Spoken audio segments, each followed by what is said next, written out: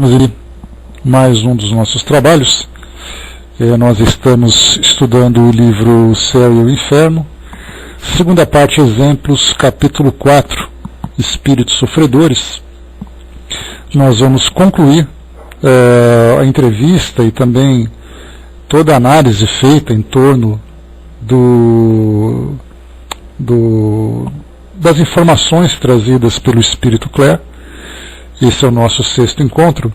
E também, se tiver tempo, a gente inicia o capítulo 5 dos suicidas. Começando o primeiro depoimento, o primeiro caso, o suicida de Samaritana, que é a primeira parte, Bom dia, Ligeirinho. Então vamos lá, fazendo uma breve recapitulação do que nós vimos até agora. Kardec introduz aqui esse espírito fazendo a seguinte apresentação. O espírito que ditou as comunicações a seguir é o de uma mulher que o médium conhecera quando viva, e da qual a conduta e o caráter muito justificam os tormentos que está sofrendo. Ela era dominada principalmente por um excessivo sentimento de egoísmo e de personalidade, que se reflete na terceira comunicação por sua pretensão em querer que o médium se ocupe apenas com ela. Essas comunicações foram obtidas em diversas épocas, e as três últimas demonstram um sensível progresso nas disposições do espírito, graças aos cuidados do médium que havia empreendido a sua educação moral. Então ela traz aqui nas primeiras comunicações, nas três, trazendo todo o sofrimento, como por exemplo, vou ler aqui apenas alguns trechinhos de cada comunicação. Ela diz assim: eis-me aqui eu, a infeliz Clare. Esse já começa então a passagem dela, a primeira parte. Na segunda comunicação, ela diz assim: minha desgraça cresce a cada dia, cresce à medida que o conhecimento da eternidade se desenvolve em mim. Ó miséria! Quanto vos maldigo, horas culpadas, horas de egoísmo e de esquecimento, quando, desconhecendo toda a caridade, toda a dedicação, eu pensava apenas em meu bem-estar. Então esse aqui foi o trecho que ela dá a primeira carta para a gente poder ter uma ideia melhor. Depois, no final, que Kardec comentou a preocupação do espírito, bom dia, Miriam, em monopolizar o trabalho do médium, ela diz assim, então: venho te procurar até aqui, porque tu me esquecestes. Acreditas que preces isoladas e meu nome pronunciado serão suficientes para abrandamento da minha pena? Não, 100 vezes não. Eu urro de dor. Então aqui, depois ela continua trazendo ali as informações dela. Depois São Luís, na quarta comunicação, trouxe para nós uma passagem falando sobre a condição desse espírito. Bom dia, Vanessa. A condição desse espírito no plano espiritual, mas falando um pouquinho sobre a sua realidade no plano físico. Então diz assim para nós: esse quadro é apenas muito verdadeiro, porque de forma alguma foi exagerado. Talvez perguntem o que fez essa mulher para ser tão miserável. Cometeu algum crime terrível? Roubou? Assassinou? Não, ela nada fez que merecesse a justiça dos homens. Ao contrário, divertia-se com o que chamas de felicidade terrestre. Beleza, fortuna, prazeres, adulações, tudo lhe sorria, nada lhe faltava. E diziam ao vê-la: que mulher feliz! E invejavam a sua sorte. O que ela fez foi egoísta. Tinha tudo menos um bom coração. Se não infringiu a lei dos homens, infringiu a lei de Deus, porque ela ignorou a caridade, a primeira das virtudes. Depois aqui continua trazendo mais informações. Aqui depois na quinta mensagem, bom dia, Dudu, na quinta mensagem que nós já vimos, já Kardec, como comentou, as três últimas já mostra uma sensível transformação desse espírito pelo fato de já ter se esclarecido a respeito da sua nova condição como espírito desencarnado, e também já ter aquele drama da consciência por ter visto o desperdício que foi a sua última existência devido às escolhas que fez, baseada no estilo de vida que tinha levado. Então ela começa assim: eu vos falarei da importante diferença que existe entre a moral divina e a moral humana. Depois ela diz, arrependei-vos e o reino dos céus vos será dado. Então daqui depois ela continua trazendo para nós aqui um ensinamento moral muito interessante, já mostrando o seu esclarecimento.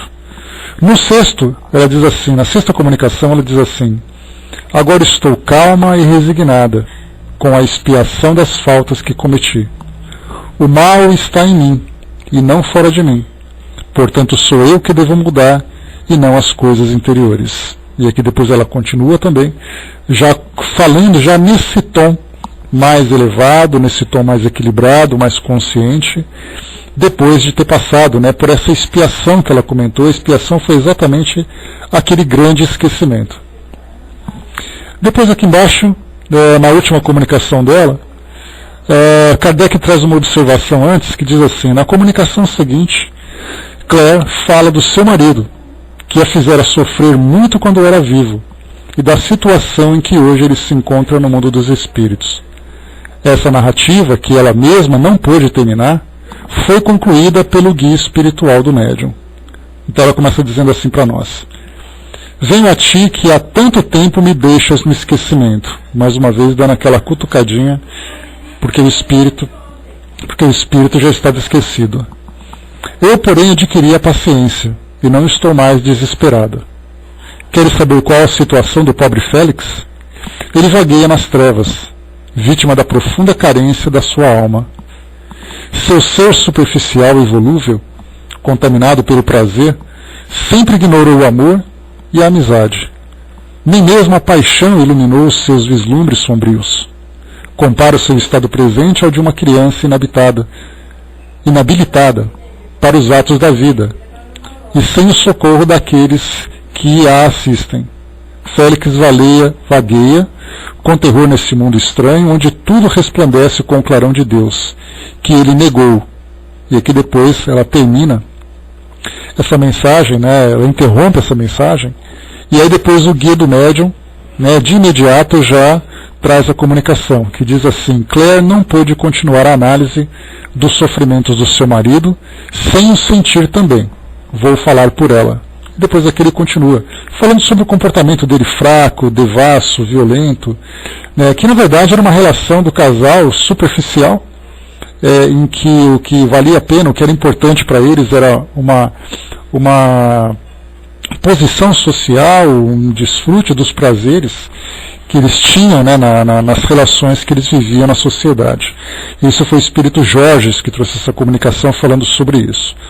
E aqui, depois de todo esse conteúdo que foi apresentado para nós, Kardec traz então aqui os estudos sobre as comunicações de Claire.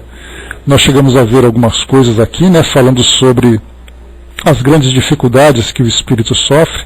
Inclusive trouxe para vocês aqui também, né, o detalhe de que o grande sofrimento que esse espírito acabava vivendo, muito diferente, por exemplo, dos espíritos que dos demônios, né, como Kardec chamou, dizendo assim, né, que se ela fosse perseguida pelos demônios, entre aspas, ela seria um espírito menos infeliz do que agora. Porque ele traz um comentário interessante que a gente chegou a falar sobre isso. Porque nesse caso, pelo menos os demônios se interessariam por ela. E aqui nesse caso, o grande desespero dela era exatamente a solidão. Porque era o resultado do tipo de vida que ela tinha. Já que ela era uma pessoa superficial, vivendo ali apenas das aparências na sociedade, a partir do momento que ela desencarnou, e também vivendo como egoísta, que era, bom dia Arnaldo, bom dia Guiá, vivendo no egoísmo que vivia, ela então, quando desencarnou, ela simplesmente foi esquecida. Ela deixou de ser importante porque ela não tinha nenhuma relação mais profunda, mais sincera com as pessoas com quem ela convivia. Então ela ficou absolutamente esquecida, absolutamente no isolamento. Então, se ela tivesse sido atormentada por outros espíritos, ela sentiria exatamente aquele estímulo, que foi o que eu comentei com vocês, né, quando nós falamos sobre esse tema, daquele livro Carícia Essencial. como a gente lembrou, né, naquela experiência dos ratos, né, falando sobre os estímulos que cada um pode receber e tudo mais, né? Então, nesse caso, nós vimos aqui que o silêncio e a solidão eram para ela, então, o grande tormento. Agora aqui a gente continua vivendo esse estudo também dos comentários de Kardec. Diz assim, aqui a gente já entra no nosso estudo propriamente dito, né? Isso foi só uma recapitulação que a gente fez até agora. As perguntas seguintes foram feitas na Sociedade de Paris a propósito da última comunicação de Claire. Isso falando do marido, né? Nós lembramos. O espírito de Claire fala das trevas em que se encontra o espírito de seu marido. Muitos espíritos já falaram dessas trevas que cercam certas almas sofredoras. Seguiam a essas trevas, das quais tão frequentemente se fala das Escrituras, quando é dito, os maus serão lançados nas trevas, no negro abismo. Então Kardec está perguntando, né, seriam essas mesmas trevas? Essa citação aqui no rodapé nós temos no livro de Mateus, capítulo 8, versículo 12. Depois aqui continua. Como são produzidas essas trevas, já que no mundo dos espíritos não existem as mesmas causas de alternativa de luz e de claridade que existem na Terra? Então Kardec começa a fazer aqui para nós uma pergunta bastante lógica, porque quando nós falamos sobre a claridade no nosso mundo físico, nós simplesmente falamos sobre o efeito de uma fonte luminosa que se reflete sobre a superfície de corpos. Então nós vemos, né, os objetos à nossa volta porque nós temos luz. Mas lá no plano espiritual nós temos aquela ideia da luz e ao mesmo tempo nós temos a ideia da treva. Então é exatamente o que Kardec coloca, né? Já que não existem as mesmas causas de alternativa de luz e de claridade, né? Porque quando nós estudamos sobre as sensações e as impressões que os espíritos têm, principalmente, por exemplo, que os espíritos podem ver à noite, ver no escuro. Eles não precisam de uma lanterna, de uma vela, eles veem no escuro, e exatamente que nós trouxemos aqui uma análise falando que os espíritos, na verdade, veem a irradiação de todos os corpos. Já que quando nós estudamos, né, vemos que a ligação de átomos, né, formando moléculas e tudo mais, nós temos ali a irradiação desses corpos. Então os espíritos têm essa percepção. Mas como é que um espírito então pode se ver em trevas? Essa foi a pergunta que Kardec fez. E continua. Esse castigo é destinado a certas faltas mais especialmente que a outras? Ou quais são essas faltas?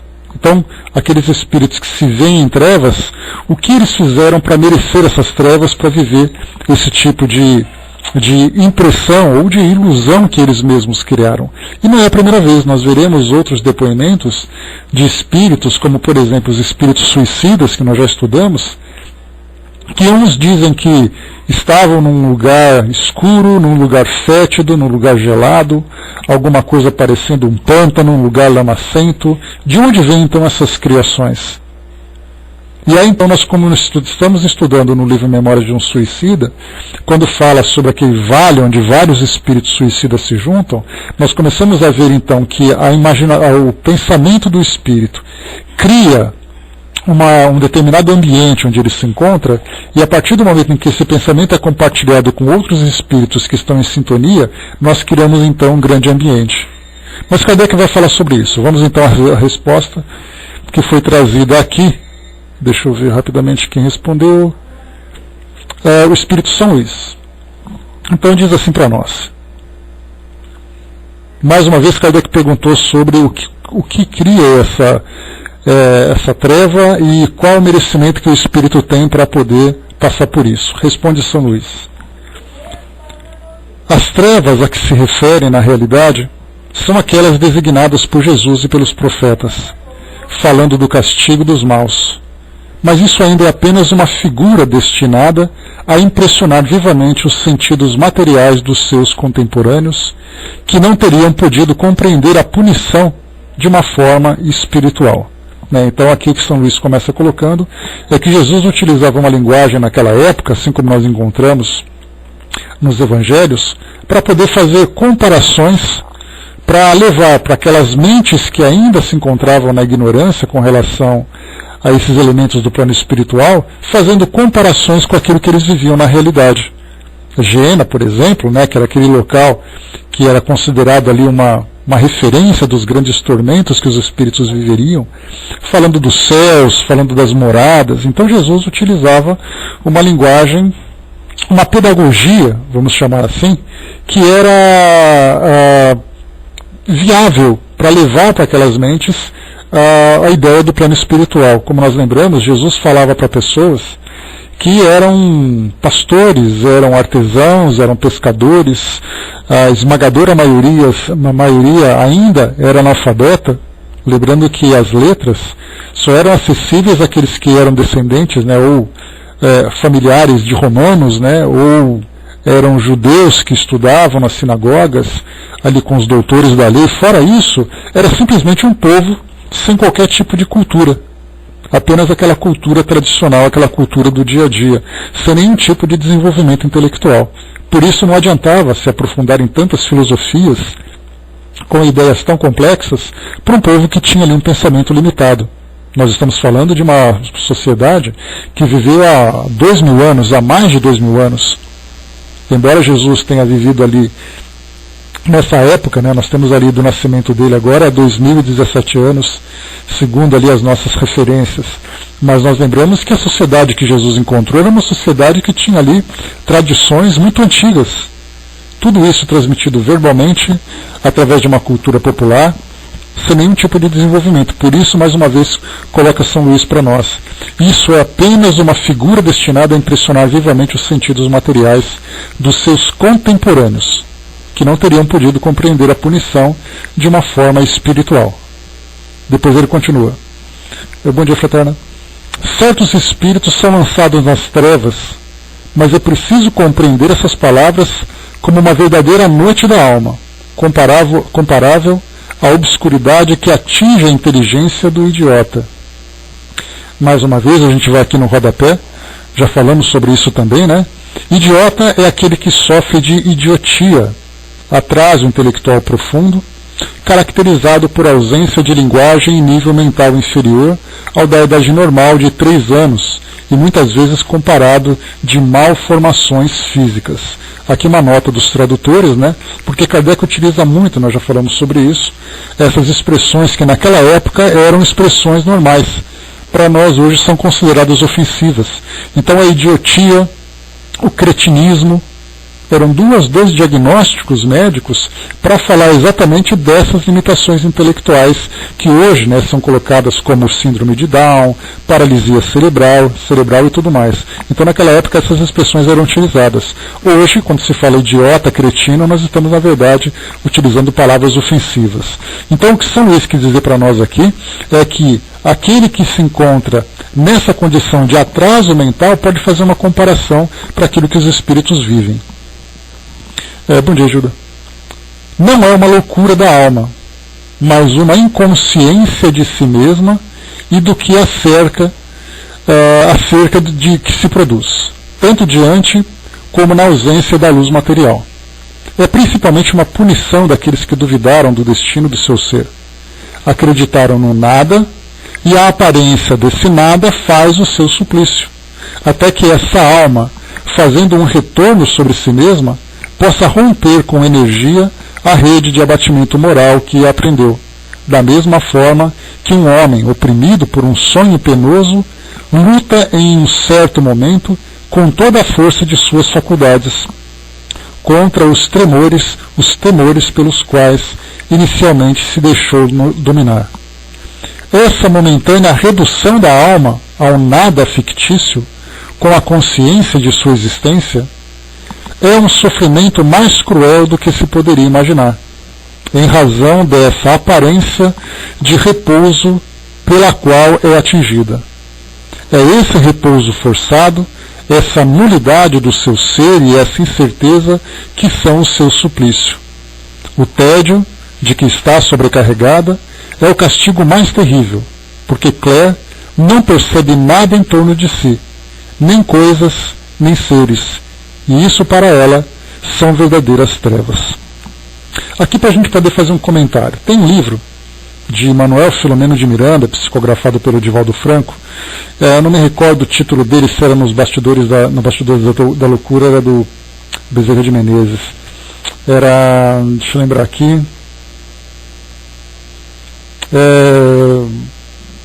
depois eu pesquiso e falo para vocês o título correto dele. Mas nesse livro ele fala sobre os nosocômios. Nosocômio era uma expressão utilizada, naquele vocabulário de 40, 50 anos, ou até mais do que isso, que se referia na verdade aos manicômios, aos hospitais de saúde mental. Então ele falava sobre esses grupos, esses agrupamentos no plano espiritual, onde espíritos que apresentavam essas características mentais ficavam então ali internados, para fazer os seus devidos tratamentos. E era muito interessante que encontrava ali espíritos que estavam em absoluta inconsciência, pelo menos aparentemente. Então é como se eles estivessem ali num estado comatoso ou num sono muito profundo, mas que na verdade eles apresentavam ali algum comportamento um pouco convulsivo nos bastidores da obsessão. Obrigado, Miriam. Então, apresentava ali alguns tremores, algumas convulsões ou algo do gênero. E era muito interessante que quando Manuel Filomeno de Miranda perguntou sobre esses pacientes, a resposta era que eles estavam ali vivendo um drama interior. Então, aparentemente, eles estavam inconscientes, mas as suas mentes estavam absolutamente ativas dentro do padrão de sintonia, com que eles se conectavam.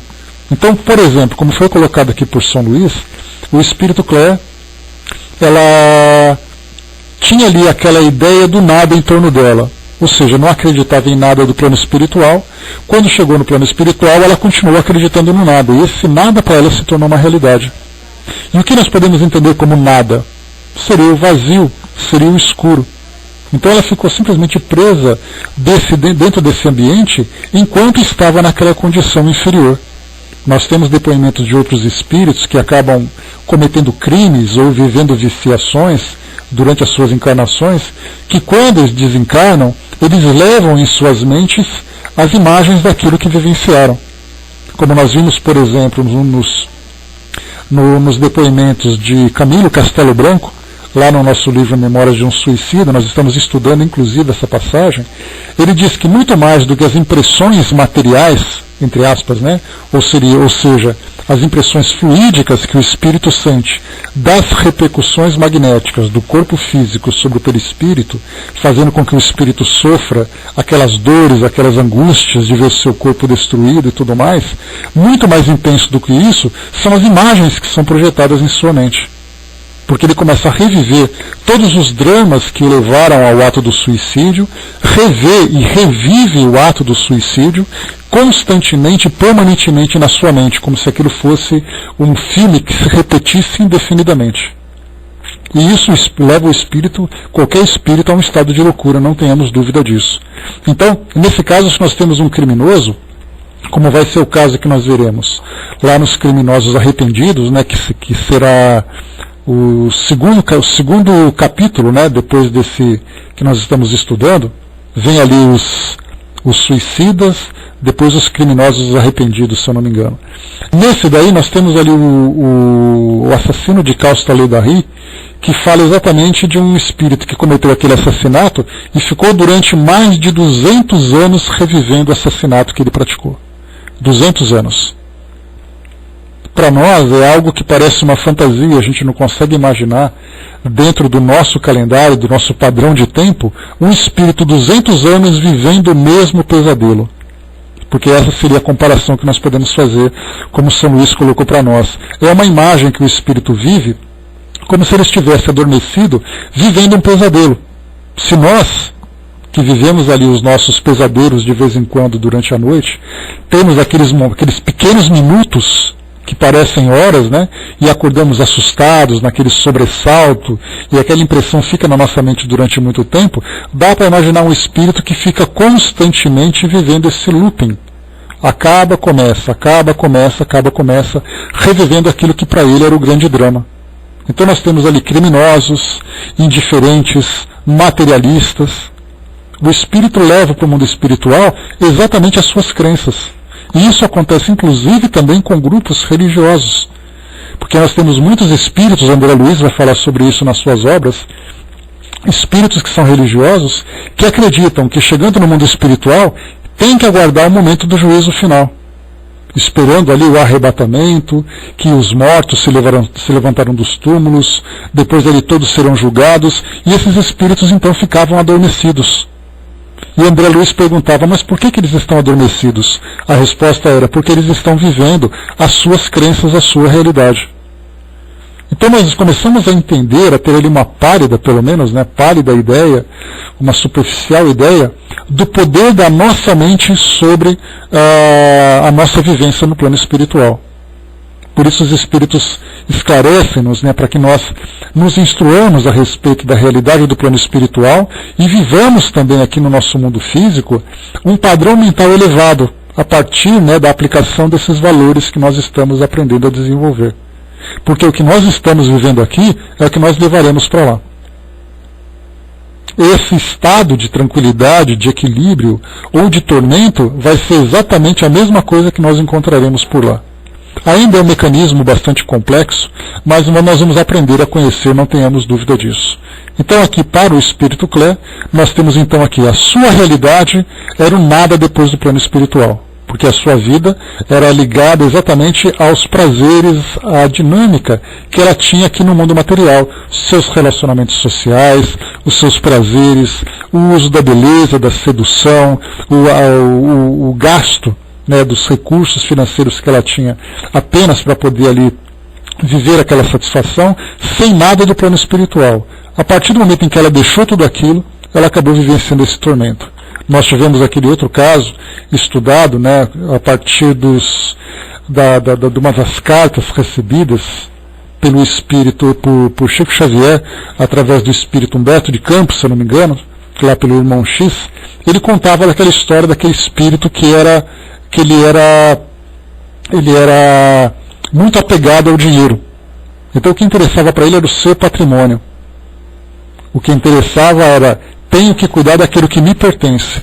Quando ele desencarnou, o que ele via no plano material, pelo menos a sua mente criava essa fantasia, é que tudo que ele tocava se transformava em ouro. Essa é a imagem, um depoimento muito interessante e muito curioso também. Mas o que isso significa de negativo para o espírito? Significava que nada do que ele esperava encontrar, ele conseguia, porque tudo se tornava ouro. Entrava numa igreja para buscar um consolo, encontrava ali o cofre de um banco, tentava tomar água para saciar sua sede, a água virava ouro, e isso virava para ele um grande tormento. Até o momento em que ele começou a se desvincular dessa realidade material e começou a se espiritualizar. Aí então essas imagens pararam de acontecer. Dá para imaginar para aqueles que acreditam no inferno, para aqueles que acreditam no demônio. No diabo, nos demônios e tudo mais. Chegando no plano espiritual, vão continuar acreditando, vão continuar buscando essas mesmas imagens. Então isso realmente é um grande tormento. Mesmo que ele não pensasse, porque na verdade a sua crença se baseava nisso, fraterna? Não adiantava o espírito querer se enganar. Algumas vezes ele conseguia a gente pode imaginar assim os espíritos, que quando eles estão nessa fase de grandes tormentos e começa a ter aqueles lampejos de lucidez, a gente vê que tem aquela oscilação. Ora eles começam a ver com mais clareza, ora eles voltam para essa realidade. E ficam assim nessa oscilação. Até que realmente eles comecem a se estabilizar, a se equilibrar. E até mesmo aqueles que estão equilibrados acabam depois caindo nessas fraquezas, como nós vimos já depoimentos de André Luiz. No próprio filme Nosso Lar, vocês se lembram? Que ele estava ali trabalhando no plano espiritual, equilibrado, e quis visitar sua família. Quando encontrou a família reestruturada, a esposa casada com outro homem e tudo mais, ele começou a entrar em desequilíbrio e voltou àquela sintonia inicial que ele viveu naquela condição de perturbação, no umbral, como ele se refere no livro. Então o espírito, tendo uma pequena oscilação, ele já começa a se desequilibrar. Então nós começamos a ter essa ideia do poder da mente sobre os espíritos que estão desencarnados. Para nós, no nosso caso, como estamos encarnados e temos nosso corpo físico, o mundo material ele acaba não trazendo para nós essa projeção mental que nós criamos. Pelo menos não de uma forma tão clara como acontece com os espíritos. Mas nós começamos a viver no nosso mundo interior esses mesmos tormentos. Podemos perceber, por exemplo, a intensidade do pensamento desequilibrado quando nós temos uma grande preocupação. Durante o nosso dia a dia, quando nós estamos ocupados, trabalhando, circulando pelas cidades, fazendo coisa em casa e tudo mais, a gente consegue, apesar das aflições, ter esse problema. No momento em que nós colocamos a cabeça no travesseiro e tentamos fechar os nossos olhos, aí esses pensamentos se tornam intensos. Ali nós começamos a viver essas dificuldades que a nossa mente cria. Imagine um espírito desencarnado vivendo isso o tempo todo. A Gerina colocou aqui, né, falando em sonho, passei a noite com um escorpião bem grande me perseguindo, mas no final, quando estava na minha cabeça, consegui esmagá-lo, né?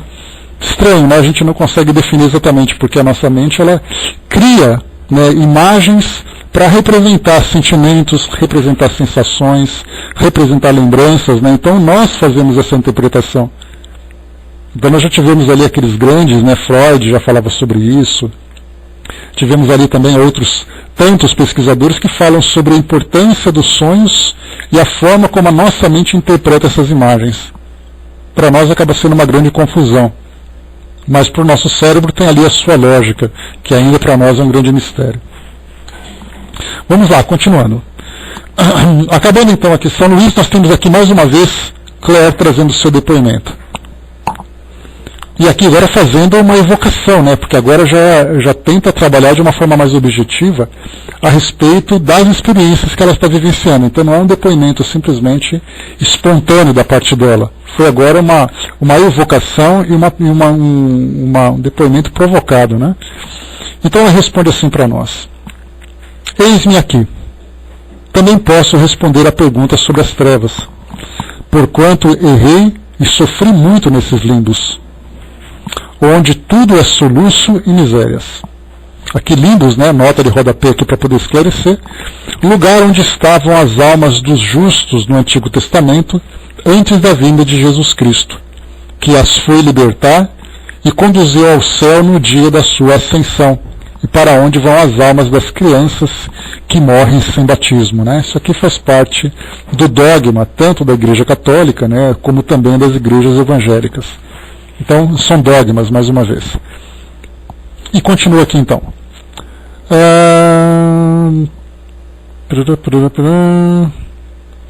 Tá. Sim, as trevas visíveis de que falam as Escrituras existem. E os infelizes, que tendo terminado suas provas terrestres, deixam a vida, ignorantes ou culpados, são lançados na fria região, nada sabendo de si mesmos e de seus destinos. Eles acreditam na eternidade da sua situação, balbuciam ainda as palavras da vida que os seduziu, admiram-se e assustam-se com sua grande solidão. São trevas, esse lugar vazio e povoado, esse espaço onde, arrebatados e gemendo, pálidos espíritos vagueiam sem consolação, sem afeições, sem nenhum socorro. A quem recorrer? Lá, sentem a eternidade pesar sobre eles. Têm medo e deploram os mesquinhos interesses que determinavam as suas horas.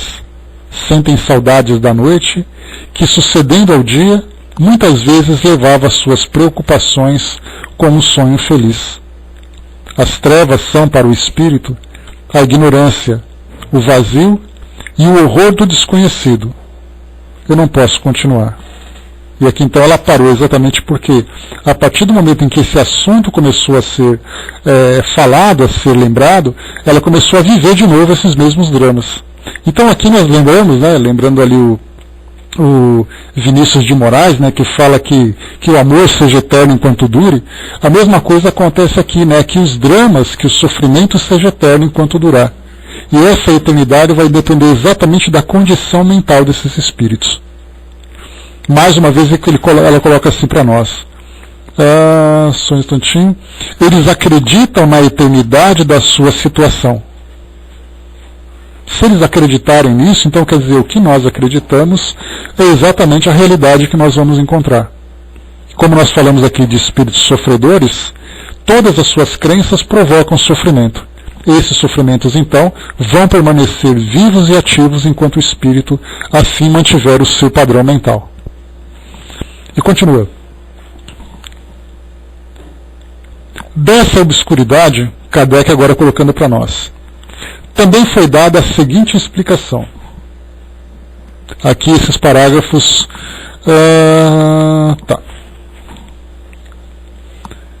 Aqui é só um comentário de rodapé dizendo que esse texto que nós vamos ler agora não existia na primeira edição do livro Céu e Inferno, só a partir dessa quarta que nós estamos estudando.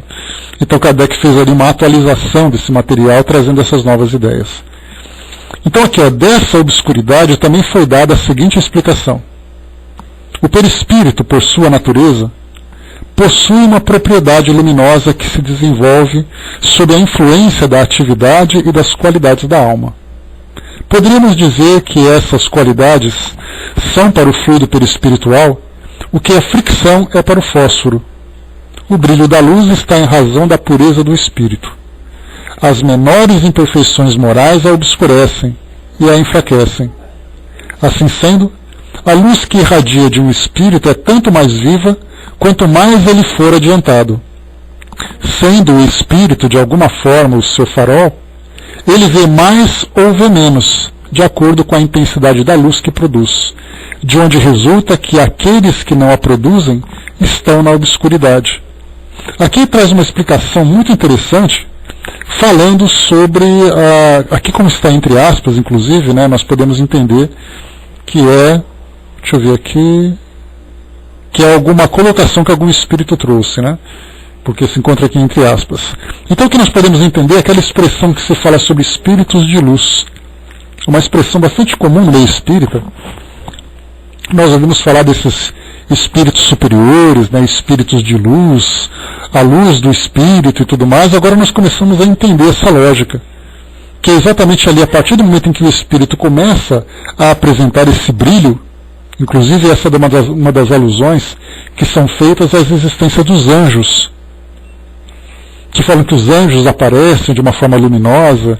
Inclusive há aqueles, né, que trazem ali algumas teorias, dizendo que a ideia das asas, na verdade, nada mais são do que essas irradiações que dão essa impressão.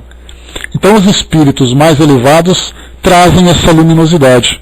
E são vários e vários livros que nós estudamos que falam sobre isso, né? Que esses espíritos que tinham luz tão forte, uma luminosidade tão forte, que ofuscava a vista daqueles que eram inferiores. Quantos e quantos depoimentos, né, quantas histórias nós acompanhamos na literatura espírita falando dessas entidades. E aí, por outro lado, então, aqueles espíritos que ainda se encontram inferiores, né, ou como o próprio Jesus diz também, né, deixai brilhar a vossa luz. Aqueles que não são capazes de fazer com que essa luz brilhe, se encontram então nessa obscuridade. Kardec continua. Essa teoria é perfeitamente legítima quanto à irradiação do fluido luminoso pelos espíritos superiores, o que é confirmado pela observação. Percebemos agora que nós começamos a entrar agora num elemento doutrinário. Quando nós falamos dessas características desses espíritos superiores, que irradiam esse fluido luminoso, já não é mais aquela ideia da crença, porque inclusive foi confirmado pela observação. Observação de quem? Obviamente daqueles médiums que têm evidência que são capazes de identificar esses espíritos. Veem então focos de luz, muitas vezes não conseguem nem definir o formato do espírito. Então aqui, mais uma vez, para reforçar, estamos entrando agora num elemento doutrinário. Ou seja, resultado das investigações, resultado das observações e das pesquisas que Kardec realizou. Continua. Mas essa não parece ser a causa verdadeira, ou pelo menos a única desse fenômeno. Visto que, primeiro, nem todos os espíritos inferiores estão em trevas. Segundo, o mesmo espírito pode se encontrar alternadamente na luz e na obscuridade. Terceiro, a luz é um castigo para certos espíritos muito imperfeitos. Então nós temos ali que a luz acaba sendo um tormento para aqueles espíritos que são inferiores, porque vivendo na obscuridade, na escuridão, a luz acaba sendo um grande incômodo. Os espíritos inferiores, nós nos perguntamos então, que foi exatamente uma das perguntas que Allan Kardec fez, lá no início dessa parte que nós estamos estudando, qual é a causa que leva alguns espíritos a essa obscuridade? Que tipo de erros eles devem praticar, ou devem ter praticado, para poder chegar nessa situação? Responde aqui para nós então. Se a obscuridade em que são lançados certos espíritos fosse inerente à sua personalidade, ela seria permanentemente e geral para todos os maus espíritos, o que não acontece, pois que espíritos de extrema perversidade veem perfeitamente, enquanto que outros que não se pode qualificar de perversos estão temporariamente em profundas trevas, que é o caso que nós vimos aqui. O espírito Clé, trazendo ali o seu depoimento, falando sobre essa escuridão em que se encontra, como outros espíritos também, enquanto espíritos obsessores, daqueles dos mais perversos, inclusive que se manifestam em reuniões mediúnicas, estão ali vendo perfeitamente. Então já começa ali Kardec na sua análise, já começa a perceber que não existe uma matemática precisa para classificar esse ou aquele espírito para essa situação. Portanto, diz aqui o texto, tudo prova que além daquela que lhes é própria, os espíritos recebem igualmente uma luz exterior, que lhes falta segundo a circunstância, de onde é preciso concluir que essa obscuridade depende de uma causa ou vontade estranha, e que ela constitui uma punição especial para casos determinados pela soberana justiça. Kardec quis dizer simplesmente, não sabemos por que isso acontece. Ou seja, tem ali uma causa determinada por uma vontade exterior que pune esse ou aquele espírito nessa situação. Lá no espírito de Caustaledahi, mais uma vez dos criminosos arrependidos, esse tempo que ele passa revivendo essa condição, estou só adiantando porque o assunto tocado naquele depoimento, naquele caso, é muito pertinente para o nosso estudo de hoje. Esse espírito ficou 200 e poucos anos revivendo o assassinato que ele cometeu, preso e na escuridão da casa onde ele morava, embora a casa já tivesse sido destruída. Tanto que ele se tornou ali uma assombração daquele lugar, que a gente vai ver depois toda a história desse espírito. Mas o detalhe é que depois que Kardec começa a fazer a análise, foi colocado então, depois que o espírito já se reequilibrou, ele era um espírito extremamente agressivo. Aquele que durante a psicografia rasgava papel e quebrava lápis, como eu já comentei com vocês. Depois de algumas comunicações, depois de alguns auxílios que ele recebeu, ele começou a se comunicar com uma certa coerência, já apresentando ali uma certa lucidez. E aí então, depois de um certo tempo, ele dizia assim, eu já não preciso mais ficar preso naquele ambiente, já recebi permissão de sair daquele local. E aí então vai exatamente ao encontro daquele que nós estamos vendo agora. O espírito recebeu permissão porque antes essa permissão era negada. Então na verdade era uma punição que ele sofria. Uma punição, como foi colocado o Kardec aqui, punição especial para casos determinados pela soberana justiça. Então não se sabe exatamente por que certos espíritos passam por isso e outros não passam. Pergunta feita ao espírito São Luís. É importante a gente observar essa situação de Kardec diante de uma situação que não se tem resposta, porque a gente sempre imagina que a doutrina espírita traz resposta para tudo, inclusive esse acaba sendo um dos tendões de Aquiles que ela acaba obtendo, para muitas pessoas, acaba apresentando, que todo mundo diz assim, mas a doutrina espírita não responde tudo, então ela não é melhor do que ninguém. Na verdade, ela nunca teve a pretensão de ser melhor. Mas o método que é fundamental, que como eu digo para vocês, muito mais do que o conteúdo que Allan Kardec apresenta para nós, nas obras que ele escreveu, em todo o trabalho que ele realizou, muito mais do que esse conteúdo, foi o método que ele ensinou. O método investigativo, comparativo, aquela mente aberta para poder analisar as possibilidades, a inteligência para elaborar essas questões. Porque se nós ficássemos com o método sem esse conteúdo, nós teríamos possibilidade de fazer todo o trabalho que ele fez, chegando nas mesmas respostas ou respostas até muito mais profundas. Então o que ele ensinou em termos de método, eu acho, na minha opinião, muito mais valioso do que o próprio conteúdo. Porque se viesse só o conteúdo sem explicar como chegar a esse resultado, nós ficaremos então simplesmente presos naquilo que ele fez sem poder avançar, sem podermos aí nos desenvolver. Então essa que é a parte fundamental desse trabalho. A Angelina colocou, né, quando participo das reuniões de doação de energia, dependendo do paciente, observo energias de cor azul, verde e branco, né, mas em alguns pacientes observo as cores escuras. Né. O que se tem estudado na cromoterapia, principalmente, né, Angelina, não é a cromoterapia no sentido da forma como se é aplicada hoje, né, que a gente já chegou a fazer um estudo aqui na internet, aqui no Pautalk, sobre isso, já há bastante tempo. E é interessante que as pessoas, quando se falam sobre frequências de energias, né, que se manifestam através das cores, nesse aspecto de cor que nós estamos acostumados a ver, né, das 7 cores do arco-íris e todas ali as suas variações, nós falamos de frequências luminosas. Só que muitas vezes as pessoas falam de cromoterapia pegando, por exemplo, um papel colorido e envolvendo uma lâmpada e passando ali uma lâmpada azul em torno das pessoas. Vai naquelas lojas de lâmpadas, compra ali uma lâmpada amarela, porque na verdade era uma lâmpada transparente pintada com tinta amarela, como se essa tinta amarela fosse mudar a frequência daquela energia. Então na verdade nós temos ali frequências especiais, lâmpadas especiais, que trazem essas cores para fazer com que o efeito de fato aconteça. E aí nós falamos também sobre esse próprio estudo, né, as fotos Killian, que foram estudadas por esses russos, né, a família Killian, que começou ali a fotografar esse espectro luminoso em torno das pessoas e eles acabaram encontrando então ali essa frequência luminosa.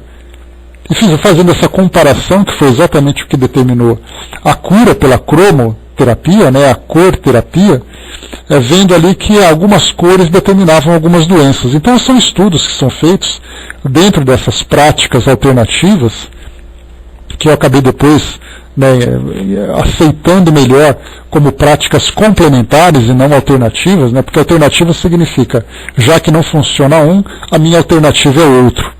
Quando nós falamos em complemento, nós fazemos um trabalho conjunto de várias terapias. Então a cromoterapia começou a surgir exatamente a partir do estudo dessas frequências eletromagnéticas. Né? Então, tendo algumas sensibilidades, pessoas realmente acabam percebendo. Algumas percebem de uma forma natural, outras percebem em um estado de transe mediúnico.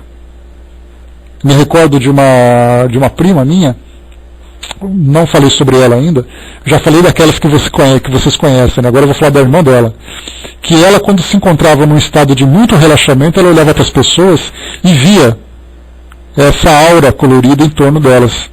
E aí, então ela estudando, né, ela fazia estudos dentro desse campo da homeopatia, também dessa cristalterapia, ela conseguia determinar exatamente o estado emocional das pessoas pelas cores que ela percebia. Mas num estado normal em que ela se encontrava, ela não tinha essa percepção. Então ela precisava entrar assim num estado, como o Divaldo costuma usar muito essa expressão, num estado alterado de consciência. Alguns utilizam apenas uma meditação, um relaxamento, alguns utilizam substâncias. O Santo Daime, né, aquele chá que é tomado em algumas seitas, né, que se encontram na região da Amazônia, lá no norte do Brasil, algumas pessoas que usam esse chá, depois de um certo momento, começam a ter ali essas visões. Ver ali auras, coisas coloridas, né? Há aqueles que são contra essas crenças, né, dizem que simplesmente é um entorpecente que a pessoa tomou, que acabou tendo alucinações. Para outro, o chá realmente provocou uma alteração da consciência, tendo ali facilitando, né, uma percepção maior para aquelas pessoas. Então são temas ali que cada um, né, que estão relacionados com essas áreas, que façam ali os seus devidos estudos para poder trazer uma resposta mais sólida. Né? Nós ficamos aqui de longe apenas esperando os resultados. O Tico até colocou, né, é difícil para nós entendermos que Deus arbitra como quer, né? É aquela pretensão que nós temos, né, de tentar entender o pensamento divino.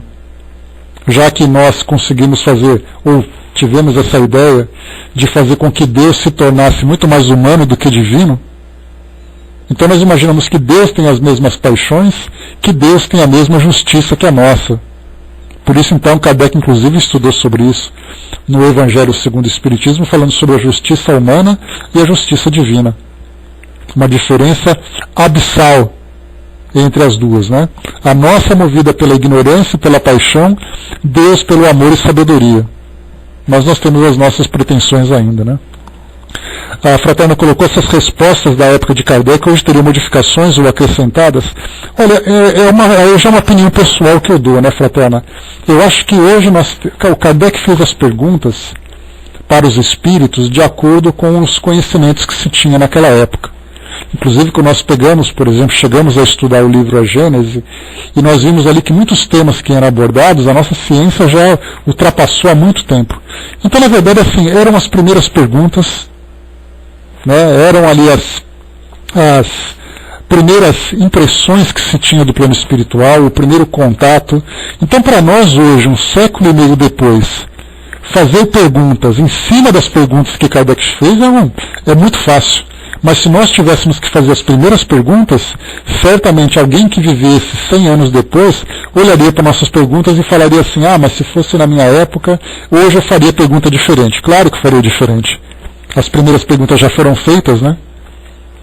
Assim como nós vemos hoje. Hoje os grandes aviões que nós temos hoje existem porque nós tivemos ali, né, os irmãos Wright, 14 bis, com Santos Dumont, que criaram aquelas primeiras estruturas. Foram a partir delas que nós evoluímos para aquilo que nós temos hoje. Então, no trabalho de Kardec, nós tivemos aquele trabalho inicial. Ótimo, tivemos a base. Agora, certamente nós poderíamos fazer perguntas muito mais profundas, muito mais complexas, com temas que Kardec sequer abordava naquela época. Querem um exemplo? Quando nós estudamos o livro A Gênese, Kardec falava sobre a gênese do perispírito, a gênese do espírito. E evoluiu a resposta, sem dúvida, porque hoje até mesmo os espíritos também evoluíram no seu conhecimento, né?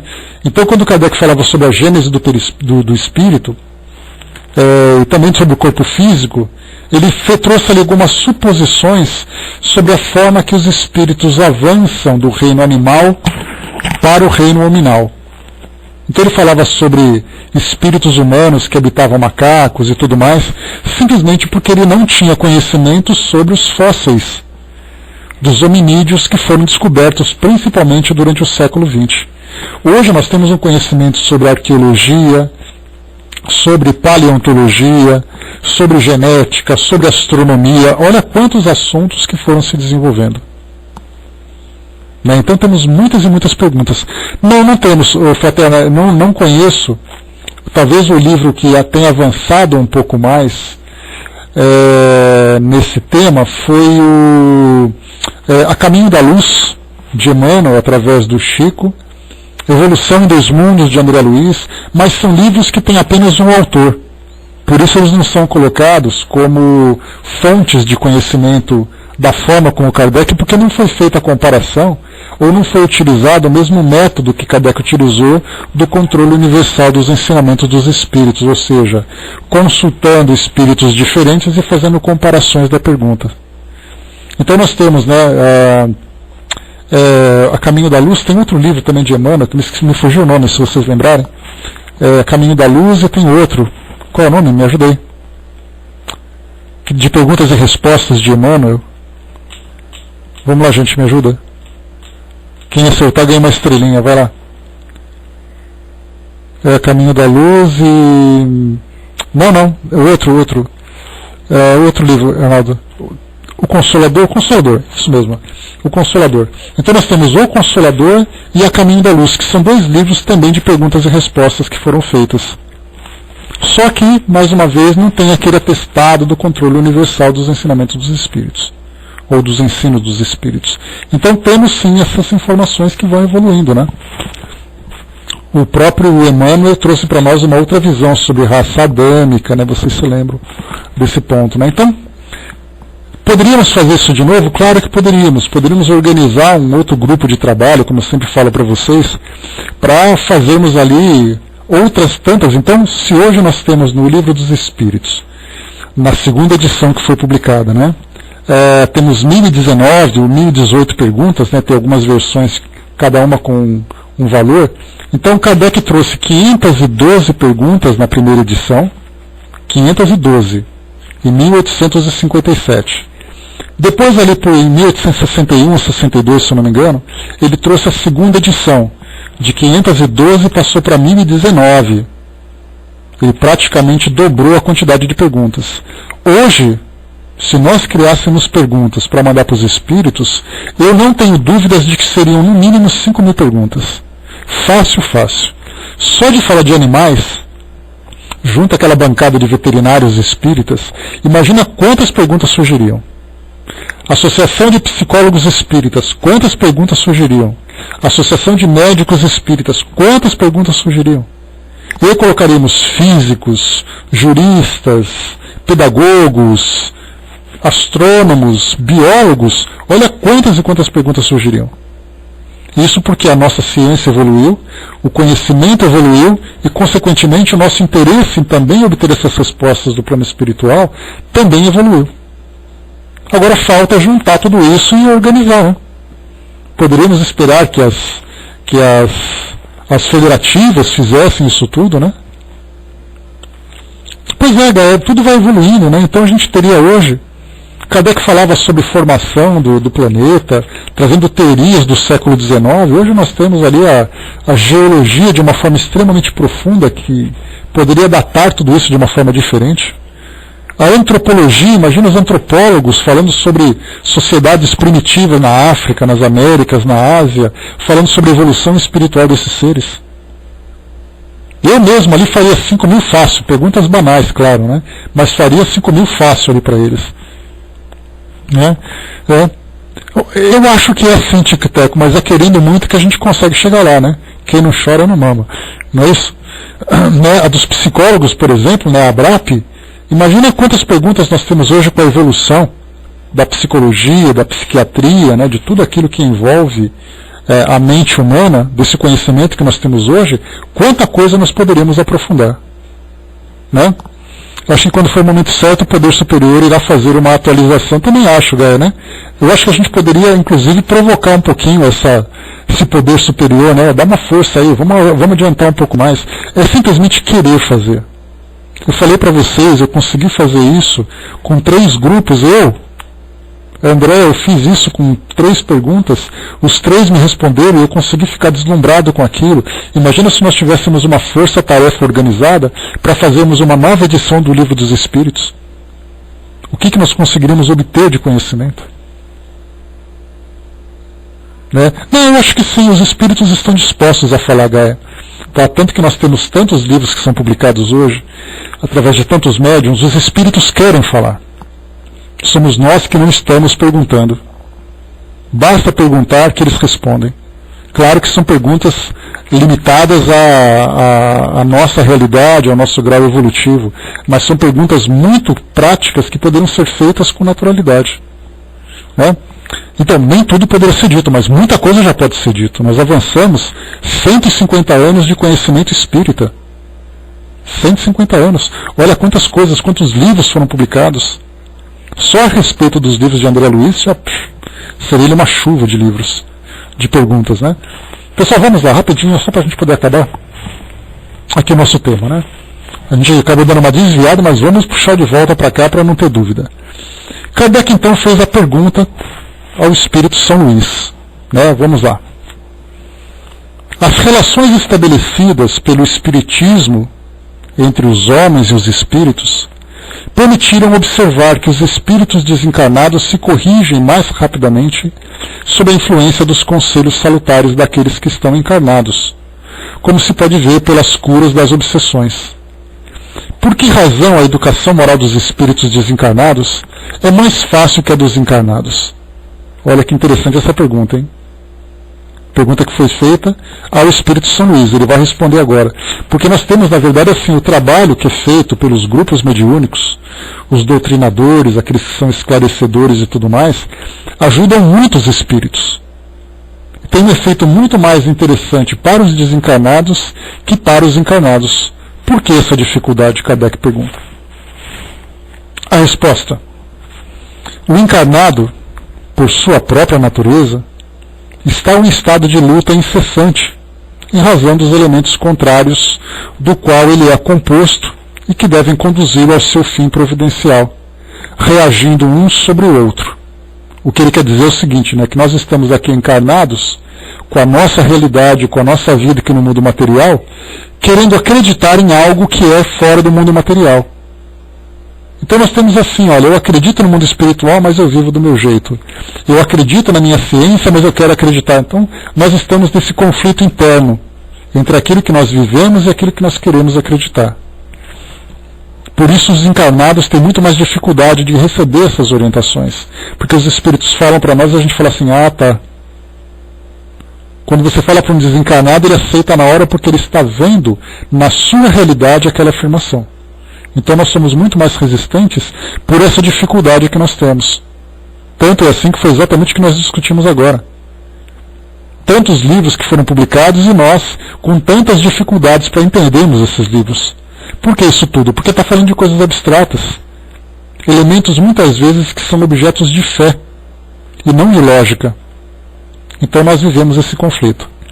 Ele continua dizendo, a matéria sofre facilmente a dominação de um fluido exterior. Se a alma não reagir com todo o poder moral de que é capaz, ela se deixa dominar por intermédio do seu corpo e segue o impulso das influências perversas pelas quais está cercada, e isso com uma facilidade tanto maior quanto os invisíveis, que a oprimem, que ataquem de preferência os pontos mais vulneráveis às tendências para uma paixão dominante. Para o espírito desencarnado, tudo é de outro modo. Ele ainda está, é verdade, sob a influência semimaterial, mas esse estado nada tem de comparável ao do encarnado. Aqui, né, a gente lembra que o espírito, mesmo que ele esteja no mundo espiritual, ainda sob a influência do mundo físico, ele está desencarnado. Nós não, nós estamos aqui presos ao corpo físico, tudo para nós é fome, dor, desejo, paixão, frio, calor, tudo isso para nós é uma realidade. Para os espíritos apenas uma impressão. Então por isso não se compara a nossa situação com os desencarnados, mesmo aqueles que estão nessa influência semimaterial. O respeito humano, tão preponderante no homem, é nulo para ele. E esse pensamento não poderia obrigá-lo a resistir durante muito tempo às razões de seu próprio interesse lhe mostrar como boas. Ele pode lutar, e geralmente o faz, até com mais violência que o encarnado, porque é mais livre, mas nenhuma visão mesquinha de interesse material, de posição social, vem embaraçar seu julgamento.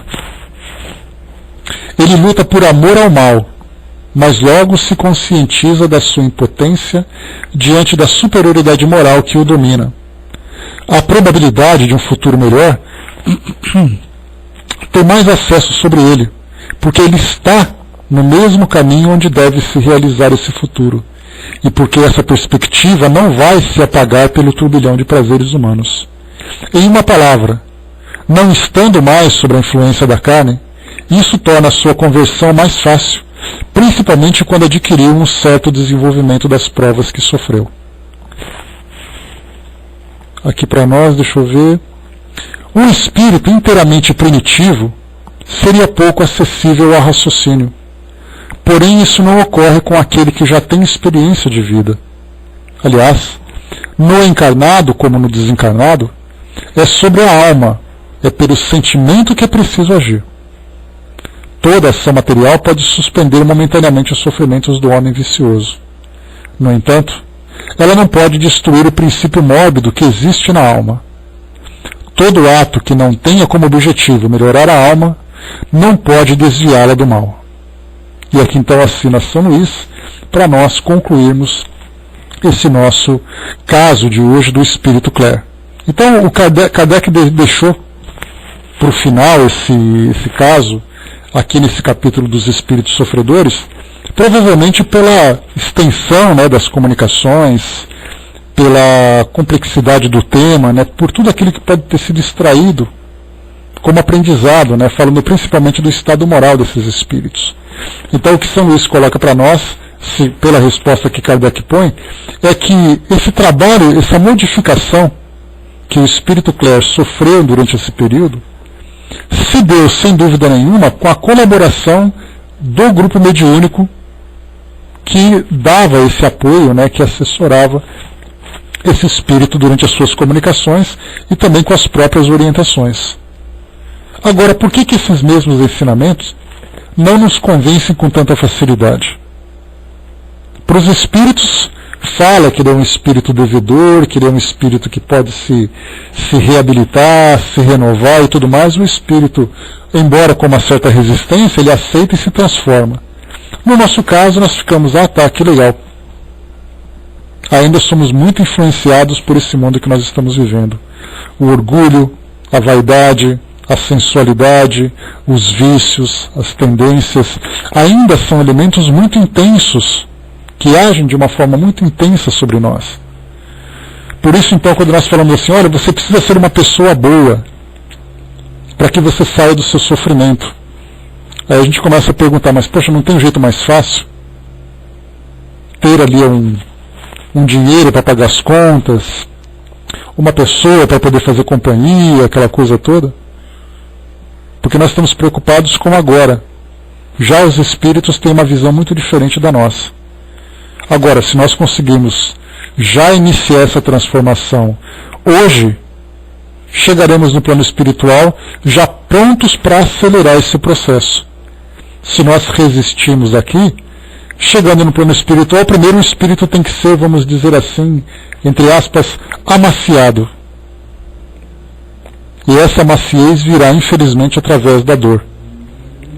Onde ele vai passar por esse estado inicial de perturbação, revivendo todos os erros, revivendo as dores que foram provocadas, para só então ele se transformar. A gente lembra que os espíritos também têm ali a sua resistência. Só que a visão deles é uma visão muito mais profunda, muito mais ampla do que a nossa. Nós ainda estamos movidos pela fé. Eles estão movidos pela realidade. Então, por isso a diferença da intensidade nesses dois planos. Então é isso, pessoal. Fechando por aqui o nosso encontro de hoje, nós encerramos aqui mais um capítulo, então, dos Espíritos Sofredores. O nosso próximo capítulo, capítulo 5, será o capítulo dos Suicidas. Deixa eu ver rapidamente aqui. Eu vou pegar aqui no índice para ver quantos casos nós vamos estudar, para aproveitar aqui esse nosso tempinho. São o Suicida de Samaritana, o Pai e o Conscrito, François Simon Louvet, Uma Mãe e Seu Filho, Duplo Suicídio, Por Amor e por Dever, Luiz e a Pespontadeira de Botinas, o Mateu, Senhor Felician, Antony Bell. Então são são 9 casos de suicídio que nós vamos estudar. Casos interessantes. Aqui, por exemplo, nós encontraremos um caso, só para poder ilustrar. Caso de 2 pessoas que se amavam, mas que não poderiam ficar juntas. Optaram pelo suicídio. Quase Romeu e Julieta. Encontraremos um caso de um jovem que seria enviado para uma guerra, e o pai então cometeu suicídio porque assim o filho seria rimo de família. Então nós temos assim aqueles suicídios que são cometidos pelo desespero, pelo sofrimento, aqueles que têm ali alguma intenção, um objetivo além do suicídio. Então nós encontraremos vários casos e perceberemos também as situações de cada um desses espíritos nesses casos diferentes. Como nós encontramos hoje, vemos ali aquele que comete